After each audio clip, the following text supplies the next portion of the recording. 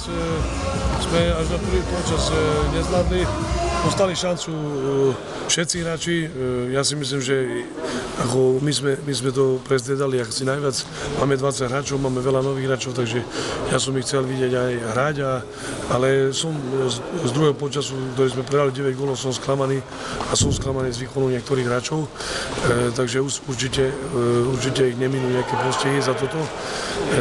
Netýka sa to len prístupu, ale proste od niektorých hráčov očakávam oveľa viac, čo urobili. Ten turnaj dal nám strašne veľa, boli to kvalitné zápasy. Myslím, že s Duklou Praha sme odohrali najkvalitnejší zápas. Tata Baňa hrala na nás taktickejšie, ona sa len rozohrávala, ale aj tam sme boli 40 minút v zápase.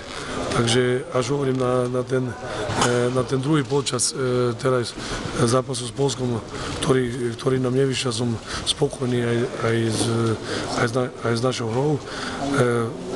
Hovorím, je veľa nových hráčov, sú tu hráči, ktorí pol roka netrenovali, alebo boli v Bardejove, to znamená, že tiež netrenovali.